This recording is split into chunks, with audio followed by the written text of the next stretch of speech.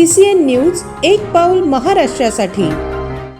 Ration धान्य वितरणाच्या कारणावरून स्वस्त धान्य दुकानदाराने लाभार्थ्याला अश्लील शिवीगाळ केल्याचा एक व्हिडिओ सध्या सोशल मीडियावर चांगलाच व्हायरल होत आहे।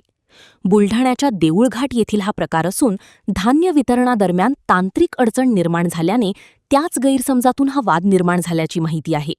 परंतु स्वस्त धान्य दुकानदाराकडून लाभार्थ्याला अशा पद्धतीने शिवीगाळ केली जात असेल तर या संपूर्ण प्रकरणाची चौकशी करून दोषींवर कारवाई करण्याची मागणी काही नागरिकांकडून केली जात आहे।